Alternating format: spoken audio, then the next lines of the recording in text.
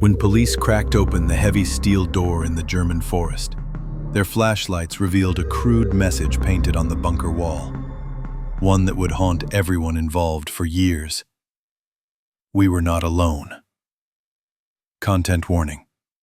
This story explores a real-world unsolved case involving isolation, psychological distress, and unexplained discoveries. No graphic violence is described, but it may unsettle some viewers. Imagine you're a hiker named Lucas, tracing faded hunting trails through Germany's Black Forest, those 1,000-year-old woods where legends of wolves, witches, and vanished wanderers aren't just folklore, but a persistent, chilly undertone. It's a spring afternoon in 2015.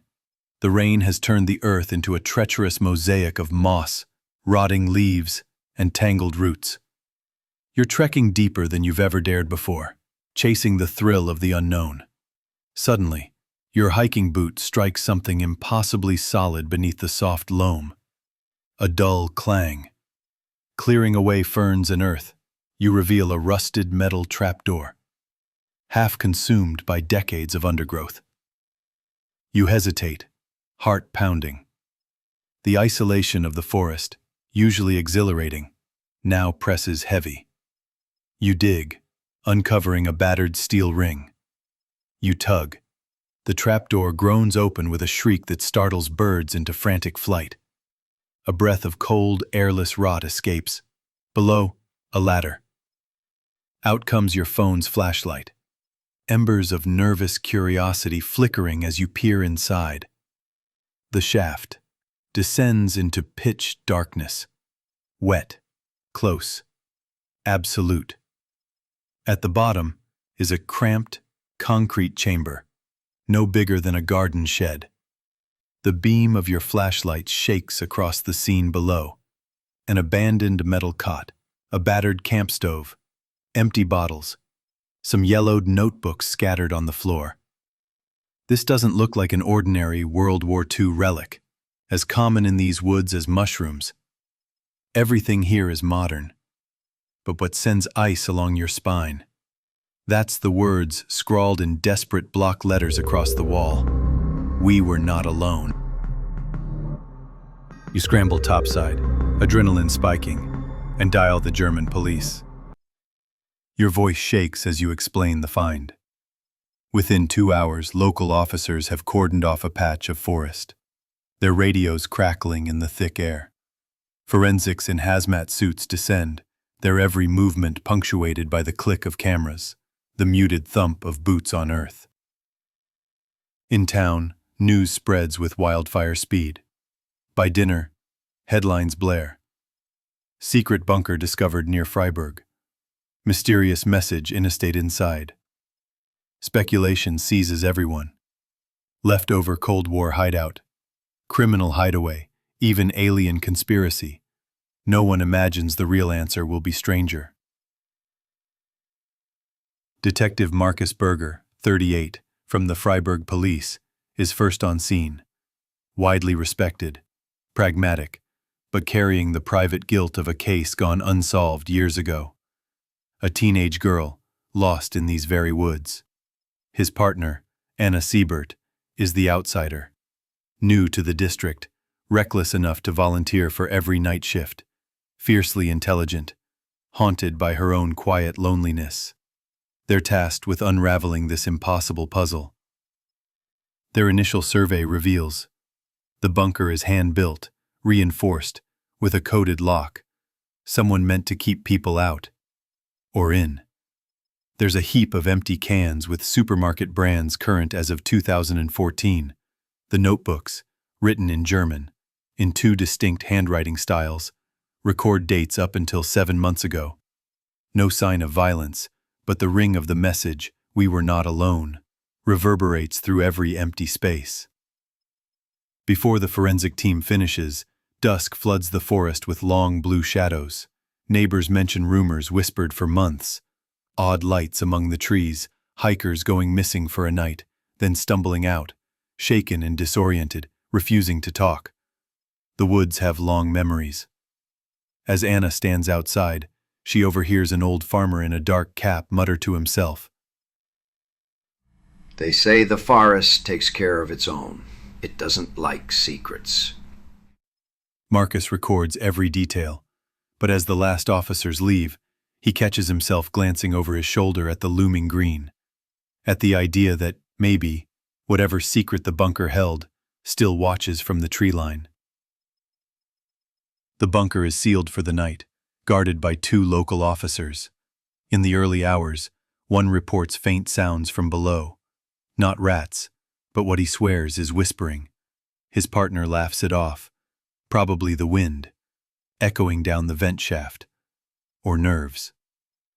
But as dawn breaks, a thick mist lays over the forest, and the trapdoor sits ominously silent, waiting. Imagine stepping into the bunker days after its discovery, static still clinging to the air, the crisp scent of disturbed earth mixing uneasily with a sour chemical tang. You're Detective Anna, notebook in hand, searching for order in the chaos. Evidence bags line the tiny corridor outside.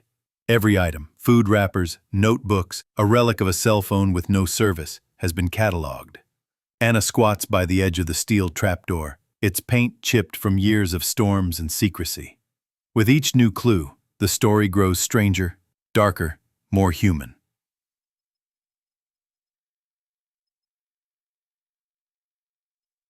Under fluorescent lamps at the Freiburg police lab, Anna and Markus comb through 3 yellowed, water-stained notebooks.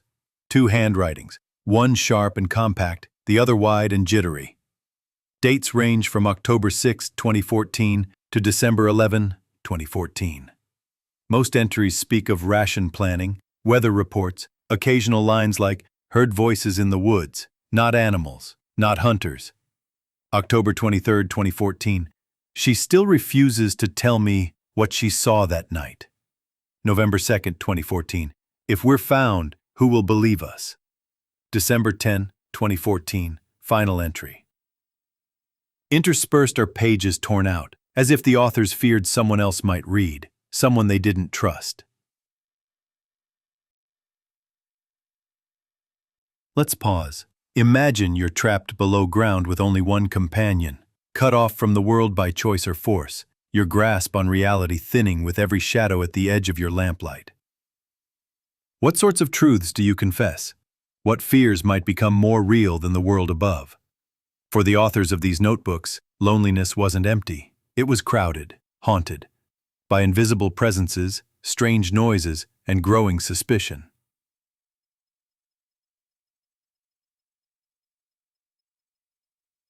Investigators consult local history archives. Certain the bunker must date back to World War II or the Cold War. Yet engineering records show otherwise. Its materials are too new. OSB board, plastic insulation, recent weatherproofing.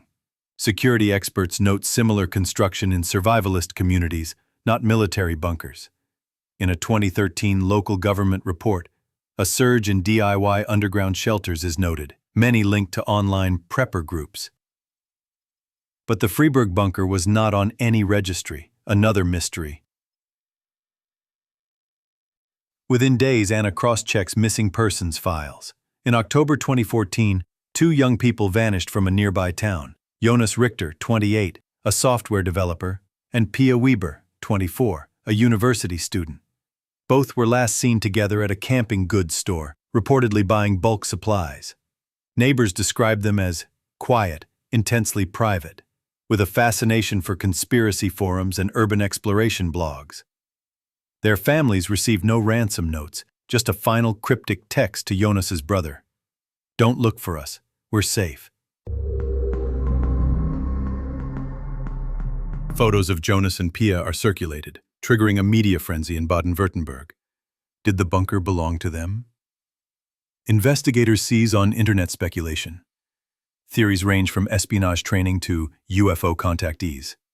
A local journalist digs up accounts from late 2014. Hikers reporting distant singing in the woods, flashes of blue light at odd hours, a brief uptick in paranormal chatter on social media. Markus, skeptical but thorough, interviews military liaisons. No operations or maneuvers during that period. Forestry workers confirm occasional radio interference, but attribute it to electrical storms. And yet, the police texts find that Jonas's cell phone attempted an emergency call 3 times on December 10, the last notebook date. The calls never connected. Anna marks this. Attempted outgoing calls. Was there an emergency or just paranoia? A week after discovery, the investigation team opens the bunker for a second, deeper search. They discover a hidden compartment beneath the cot, containing a small disassembled radio transceiver and a half-melted SIM card. A tangle of wires, odd circuit boards, home-built electronics. A child's plastic toy, a blue dinosaur, jammed behind an air vent. Forensics identifies a partial palm print. Match Jonas Richter. And brown hair, Pia Weber. Anna holds the toy dinosaur and wonders aloud. Did either of them have a child? Official records say no, but Pia once worked at a city daycare. She was obsessed with tiny artifacts of lost innocence. They summon a forensic linguist to analyze the bunker scrawl. We were not alone. The style, pressure, and phrasing match Pia's notebook entries. But there's an added layer. UV light reveals faint, overlapping traces, as if the message was rewritten multiple times, 2 hands fighting for the last word. Markus, alone and exhausted, rereads the phrase. Who, or what, were they so certain was with them? Imagine walking through the forest on a cold December morning, frost glittering faintly on pine needles, the morning mist drifting low among skeletal branches. You're Anna Siebert, stepping cautiously, your breath clouding in the chill air as you approach the bunker with a small, focused team. The forest is eerily silent except for the precise sounds of footsteps on brittle frozen leaves and the distant rattle of a crow. Every crunch underfoot feels like a countdown, each moment heavier as you near the hidden steel trapdoor. Inside, the air is thick and stale. The flashlight beam dances across the cracked concrete walls, revealing faint, frantic scratch marks, as if desperate hands had clawed for freedom. In the corner lies a small pile of fabric scraps, oddly clean and out of place amid the dirt and decay. Something left behind, intentionally or forgotten. On the edge of a battered cot, a roughly etched date catches your eye. December 8, 2014. Almost 3 years ago to the day. A timestamp frozen in this forgotten underworld.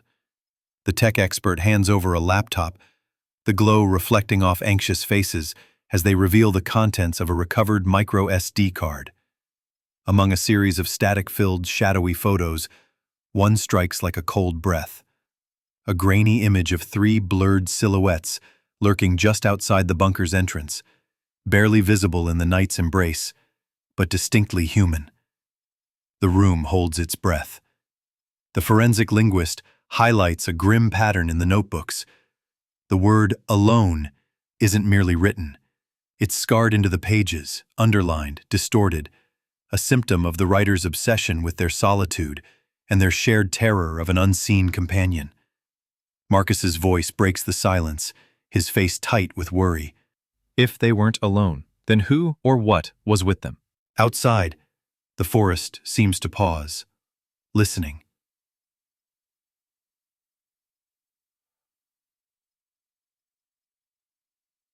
Days after the second search, the team receives an unusual package, an unmarked VHS tape found buried near the bunker's perimeter, wrapped in plastic and dirt-stained cloth.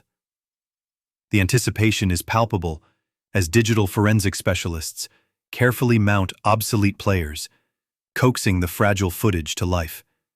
Imagine squinting through grainy black and white static and flickering frames of the forest at night. The camera lingers on swaying branches, a distant animal call, but then the scene shifts, an eerie glow moving silently between trees, shadows lengthening in unnatural ways. Distant voices murmur, too faint to understand, layered with rhythmic breathing and what could be slow-footed footsteps. The team sits frozen, caught between intrigue and dread. Is this proof of another presence, or an elaborate hoax? The burned-in date, November 26, 2014, lies close to the final notebook entry. The timing chills everyone. Cross-referencing local records uncovers something strange. Radio operators reported severe interference and odd static during a storm that night. The kind technicians say can scramble electronic signals unpredictably. Anna pauses, clutching the side of the table, voice barely rising above a whisper. Were Jonas and Pia running from something? Or someone? Markus, rubbing tired eyes, adds, Or maybe they were never alone. Maybe something was already inside the forest. With them. This leads to two peaks in tension for the team. First, the unnerving possibility that something shadowy lurks nearby, watching from beyond the bunker's walls. Second, a personal reckoning. How isolation warps minds, how fear becomes the most dangerous companion. Late one sleepless night, Anna reflects quietly. We have said nightmares only live in dreams, but maybe some find ways to breathe in daylight. Markus's voice cuts through the fog of thought, steady but raw. If survival is a battle, maybe the hardest fight was with what they couldn't see. The atmosphere was heavy with unspoken dread as Detective Markus Berger and Anna Siebert descended one final time into the bunker. The air was thick and stale, carrying with it years of forgotten secrets. Their flashlights sliced open the shadows, picking out new details, clues missed amid the chaos of earlier searches. Pinned to the wall was a faded map, traced with cryptic symbols, dates, and coordinates, as if Jonas and Pia had tried to chart their own descent into uncertainty. Taped beside these were old photographs, Jonas and Pia among a handful of strangers. Eerily, every face but their own had been laboriously scratched out, the marks deep and angry, as if an effort to erase the past or deny it ever existed. But it was Markus, mewling by the northernmost wall, who found the final, most unnerving artifact. A battered tape recorder in a freshly revealed compartment. Anna pressed play. The recorder hissed and stuttered to life, spinning out a trembling confession. If anyone finds this, know we were prisoners of our own minds. The forest, it wasn't just silent. It watched, it whispered, and somehow it lived. We ran not only from what we feared outside, but from what grew inside us. The voice, almost certainly Jonas's, broke in half, static drowning the last few words. Markus and Anna shared a long, haunted look. The bunker's story was no longer just about survival, criminality, or flight from the outside world. It was about descending through layers of fear, both real and imagined, until the two could no longer be separated.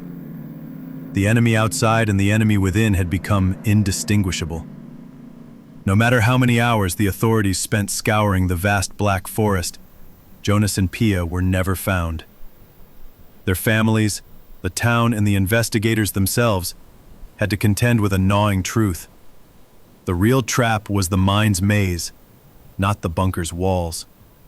Authorities closed the case unresolved, leaving only a single unforgettable warning carved in black paint across the concrete. We were not alone. That message remains, unsettling and defiant, for anyone who dares to descend. Years later, the bunker message mystery lingers like morning mist in the minds of those who pass through the Black Forest. The site itself was reclaimed by thicket, nature's slow erasure of human disturbance. But the story persists in online forums, investigative podcasts, and urban legend. A regional task force quietly instituted training on the psychological risks of isolation for law enforcement and search crews. Local authorities tracked other makeshift shelters, connecting the dots to a growing subculture of preppers, but never encountered another site so marked by dread and the suggestion of an invisible presence. Speculation thrives. Were Jonas and Pia taken by someone stalking the woods? Did paranoia, amplified by confinement and sleeplessness, shatter their partnership, leading to a final flight? Or was there indeed a presence, inexplicable but felt, that forced their hand? The lack of closure transformed their message, "We were not alone," into a mirror for all who fear what lurks just outside the edge of light, or deeper, inside themselves. The forest endures. And so does the story, a warning about how the search for safety, or truth, can become the thing that consumes us. So, what do you believe? Was it something from outside, or something born inside? Share your thoughts and theories in the comments. If you or someone you know struggles with isolation or anxiety, you're not alone. The National Mental Health Hotline is always open. And if this story left you thinking, remember to subscribe for more true mysteries and help keep the conversation alive.